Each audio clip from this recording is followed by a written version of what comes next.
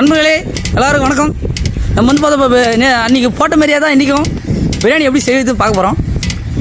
Master வந்து மறுபடியும் அடுப்பு எடுத்து போகிறாரு. நான் வந்து மறுபடியும் இப்போ இது எடுத்து போகிறேன்.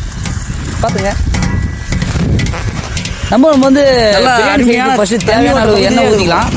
எண்ணெய் ஊற்றிக்கலாம் சார். இது வந்து எத்தனை லிட்டர் மசாலா எண்ணெய் வந்து 400 மில்லி, அதாவது அரை லிட்டருக்கு வந்து ஒரு 20 மில்லி வந்து கம்மி, 100 மில்லி கம்மி வச்சு ஊத்திக்கலாம். நம்ம நெருப்பு ஊத்து. பிரியாணினாவே நம்ம கோல்டு வினர் தான் பாக்கெட் தான் நம்ம பிரியாணி செய்வோம். அந்த அளவுக்கு ரொம்ப திக்ஸ்னா இருக்கும். அந்த மாதிரி அது வந்து பிராண்டுக்கு நல்லா பிரியாணினாவே அந்த மாதிரி நம்ம பிராண்ட் இது.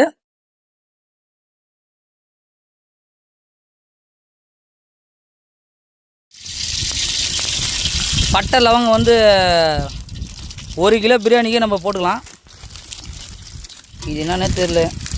போடுறதுக்கு பட்டை இதெல்லாம் பட்டை பட்டை பிரிச்சு போடுறா.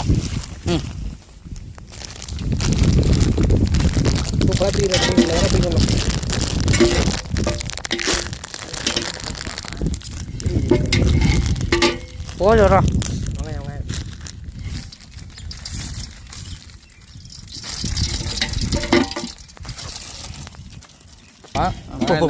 அடுத்தபடியா வந்து வெங்காயம் தக்காளி போடலாம். தேவையான அளவு தான் போடணும். 1 கிலோ. நீங்க வந்து அதிகமாக போடுறாதீங்க.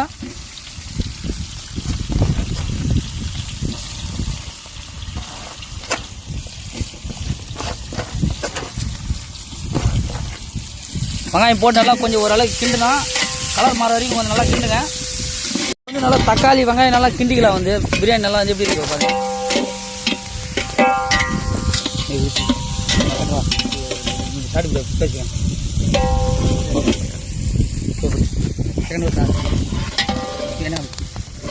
தக்காளி வெங்காயம் நல்லா கிண்டிக்கலாம். நம்ம வந்து நிறைய வீடியோ வந்து போட்டுகிட்டே இருக்கோம். நீங்கள் வீடியோ பார்க்குறீங்க, நம்ம சேனல் வந்து சப்ஸ்கிரைபே பண்ண மாட்டேங்க. கமெண்ட் பண்ணுங்கள். கமெண்ட் பண்ணால் தான் நாங்கள் அடுத்தடுத்த வீடியோலாம் போடுவோம். பிரியாணி வந்து நல்லா சுவையாக செய்யுங்க. இந்த மாதிரி சுவை நிகழ்ச்சிகள், காதணி விழா, நிறைய நிகழ்ச்சிகள்லாம் வந்து இருக்காங்க. நிறைய பிரியாணிலாம் வந்து செஞ்சு நம்ம வீடியோ வந்து கம்ப்ளீட் பண்ணிட்டே இருக்கோம். இது மாதிரி செஞ்சு வீடியோ பாருங்கள்.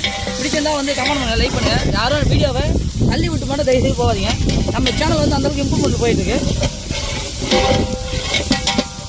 பிஃபோராக வந்து இப்படி இருக்குது, ஆஃப்டர் வந்து எப்படி இருக்கும்போது தான் பாருங்கள். அப்புறமா நான் கற்றுக்கிறேன்.